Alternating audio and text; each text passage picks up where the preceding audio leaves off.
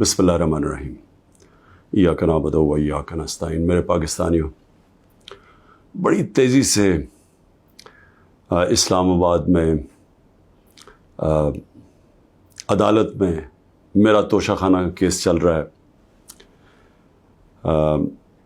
ہمایوں دلاور صاحب پریزائڈ کر رہے ہیں اس میں،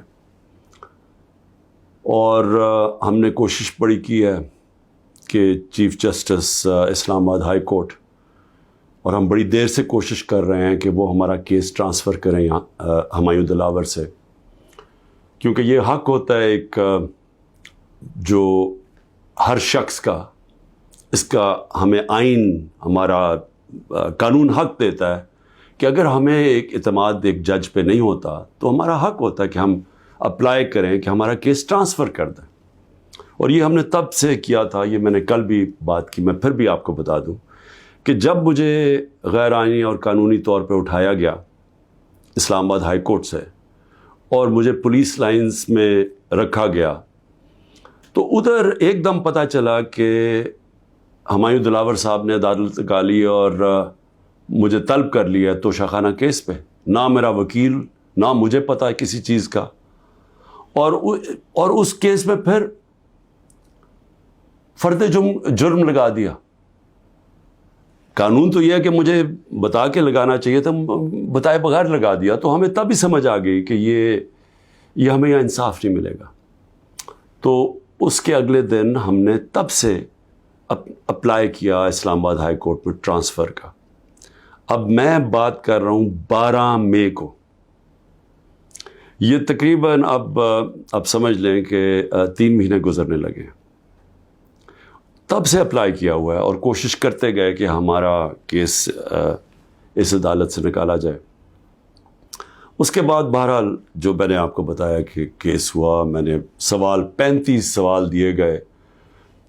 محرم کی 3 چھٹیاں تھیں، بڑی مشکلوں سے ہم نے وہ اکاؤنٹنٹ کو ڈھونڈا۔ اصل میں یہ سارے سوال ٹیکس کے بنتے ہیں، یہ جو اس عدالت میں سوال ہیں یہ ہیں سارے ٹیکس کے، کیونکہ کہا جی آپ نے یہ ڈکلیئر نہیں کیا، آپ نے یہ بیچا، یہ ڈکلیئر نہیں کیا، تو میں نے وہ سارے 35 کے 35 سوالوں کا جواب دیا، اور ہر ایک کا جواب میں کھڑے ہو کے عدالت میں ایک ایک کا جواب دیا۔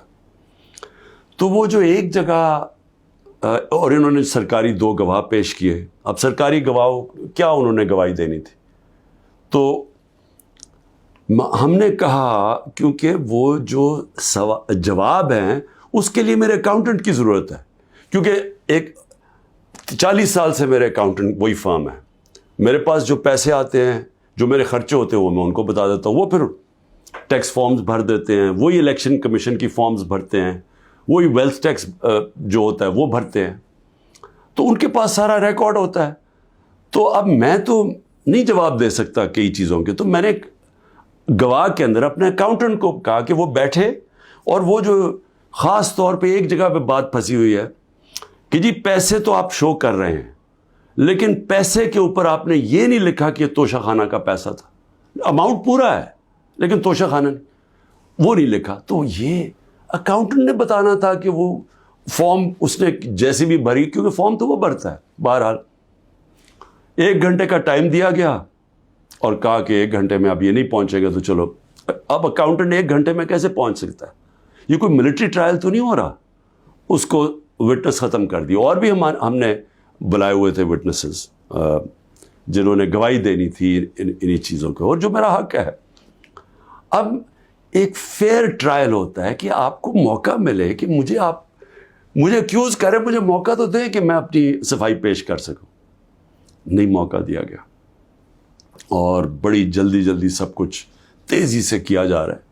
چھٹیوں میں کبھی ٹرائل نہیں ہوتا، یہ آج کل عدالتوں کی چھٹیاں ہیں، چھٹیوں کے another day to day trial ہو رہا ہے، جلدی پڑی ہوئی ہے کہ کسی طرح یہ بس جلدی سے ختم ہو جائے، موقع بھی نہیں دے رہا ہے۔ 1 دن کیا ہو جائے گا کہ 1 دن ڈیلے ہو گیا، 2 دن ڈیلے ہو گیا، کون سی قیامت آ گئی ہے؟ وٹنسز آئے، ہم تو مطمئن ہو جائیں کہ ہم نے اپنا کیس پوری طرح لڑا ہے، لیکن چھٹیوں کے اندر بھی جلدی پڑی ہوئی ہے کہ کسی طرح فیصلہ آئے۔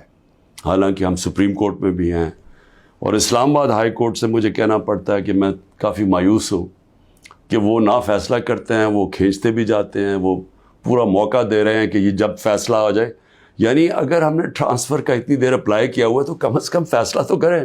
وہ کرتے بھی نہیں ہیں. بہرحال وہاں بھی ان کو بھی میں نے کہا, بڑی دیر کا کہا ہوا ہے کہ ہمیں چیف جسٹس اسلام آباد ہائی کورٹ پہ مجھے کوئی اعتماد نہیں ہے. جب مجھے اٹھایا گیا وہاں سے, آپ سوچیں کہ مجھے غیر قانونی اور آئینی طور پہ اٹھایا گیا ان کی عدالت سے, اور انہوں نے اس کو لیگلائز کر دیا. یعنی اصل میں تو ان کو اللیگل کرنا چاہیے تھا. سپریم کورٹ کو تو جانے کی نوبت نہیں ہونی چاہیے تھی. ان کی عدالت میں بیٹھا ہوں, شیشے توڑ کے, ڈنڈے مار کے, وکیلوں کو مار کے, وہ بیچارہ رجسٹری سٹاف ان کو ڈنڈے مار کے, اور مجھے گھسیٹ کے لے گئے وہاں سے ان کی عدالت سے. اور چیف جسٹس نے کچھ بھی نہیں کیا, بلکہ اس کو جائز قرار دے دیا گیا. اس کے بعد جو اس سے پہلے ٹرین کیس تھا, 3 ممبر بینچ بیٹھا, 2 ججز نے واضح طور پہ کہہ دیا کہ مینٹینیبل یہ کیس. چیف جسٹس صاحب فیصلہ نہیں کر رہے, وہ بھی لٹکایا ہوا ہے وہاں. اور ہمیں اعظم سواتی کو بہت اعتراضات تھے. انہوں نے لیٹر لکھا کہ مجھے اعتماد نہیں ہے آپ کے اوپر. تو نہ وہ اپنے آپ کو ریکیوز کرتے ہیں, نہ ادھر نیچے سے ریکیوز کر رہے ہیں. اور پھر ہمیں بڑا ایک سیریس چیز ہے یہ جو فیس بک پہ دیکھیں, فیس بک 90 دن تک فیس بک کا ریکارڈ ان کے پاس پڑا ہوتا ہے. اگر FIA یا جج صاحب ایک صرف آپ کو ای میل کر دیا فیس بک کو کہ یہ کیس ہو رہا ہے, آپ مہربانی کر کے بتا دیں کہ 90 دن تک ان کی جو بھی فیس بک میں پوسٹ تھی وہ کون سی تھی. کیونکہ 90 دن تک جو لوگوں نے دیکھا ہے اور پوسٹ بھی کیا ہے کہ اس کے جو ہمایوں دلاور کی پوسٹ تھی اس پہ انہوں نے جو ان کا میرے متعلق پوسٹ کی ہوئی ہیں, وہ تو اگر کوئی بھی دیکھ لے تو مجھے تو ان سے انصاف نہیں مل سکتا. لیکن وہ FIA کے پاس گئے اور FIA نے جناب کہا جی وہ کیونکہ ڈیلیٹ ہو گئی ہیں, وہ FIA نے کلین چٹ دے دی. میچ فکس ہوا ہے. ابھی بھی اگر آپ کسی کو انصاف کی فکر ہے چیف جسٹس اسلام آباد ہائی کورٹ کی یا FIA کو, تو بڑا سیدھا ہے کہ ایک ای میل کریں اور فیس بک کو کہیں کہ ہمیں 90 دن کا دے. اس میں پتہ چل جائے گا کہ کیا دلاور صاحب مجھے انصاف دے سکتے ہیں یا نہیں دے سکتے.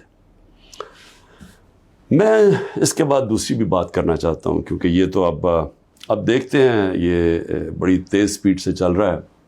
اب دیکھتے ہیں آگے کیا ہوتا ہے. لیکن ابھی تک تو کوئی امید نہیں نظر آ رہی کہ جو فیئر ٹرائل ہوتی ہے وہ مجھے ملے گی, جو میرا رائٹ ہے. دوسری چیز یہ جو انہوں نے 2 بلز اسمبلی میں لے کے آئے بڑی تیزی سے, پتہ نہیں انہوں نے کتنے بل پاس کر دیے 1 گھنٹے کے اندر, کوئی 15 نئی لیجسلیشن لے آئے. وہ گورنمنٹ جو جا رہی ہے 15 لیجسلیشن, 8-10 لوگ بیٹھے ہوئے تھے اسمبلی میں. جمہوریت کا مذاق اڑا ہے. نہ وہ بل پڑے گئے ہیں نہ کچھ ہے, جلدی سے, اور سارا بل کے پیچھے بدنیتی ہے. اور یہ جو 2 بلز انہوں نے انٹروڈیوس کیے ہیں, سیکریسی ایکٹ اور prevention of extreme violence act, یعنی یہ جو 2 بل ہیں یہ تو ایک قوم کو غلام بنا رہے ہیں. یہ تو اسٹالن کی USSR کے اندر اس طرح کے تو قانون بنتے تھے, یا نازی جرمنی میں بنتے تھے. لیکن یہ کسی آزاد معاشرے میں تو کوئی تصور بھی نہیں کر سکتا کہ انٹیلیجنس ایجنسی فیصلہ کریں گی, کسی گھر میں بھی گھس جائیں گی اور فیصلہ کریں گی کہ یہ گھر کے اندر کوئی دہشت گرد ہے, اور وارنٹ ایک جو ہوتا ہے گھر میں گھسنے سے پہلے آپ کو سرچ وارنٹ لینا پڑتا ہے. اس کے بغیر آپ گھس جائیں گے گھروں میں, کسی کے گھر میں بھی گھس جائیں گے اور کچھ بھی کریں گے, اور کسی کو ان کو روکنا نہیں چاہیے. تو یہ تو ایک ملک میں بالکل ہی غلاموں کو کنٹرول کرنے کے لیے ہو رہا ہے. پھر سیکریسی ہے, ایک اور ایکٹ لے آئے ہیں کہ آپ کسی بھی اگر کوئی انٹیلیجنس ایجنسیز کا کوئی آدمی ہے, اس کا آپ نام بھی نہیں لے سکتے. اگر آپ نے نام لے لیا تو وہ آپ کوئی اسٹیٹ سے غداری کر دیں گے, سیڈیشن ہے وہ. تو یہ تو اس طرف جا رہا ہے کہ جنرل مشرف کے مارشل لاء میں بھی اس طرح کی حالات نہیں تھے. یہ تو بالکل ایک وہ معاشرہ, اور مجھے لگ رہا ہے کہ تیاری کر رہے ہیں کہ انہوں نے تو الیکشن کا کوئی نیت ہی نہیں نظر آ رہی. تو اگر الیکشن نہیں کروانے تو اس کے بعد تو پھر لوگوں کو کنٹرول ہی کرنا پڑے گا, تو انہیں حربوں سے کنٹرول کرنا پڑے گا.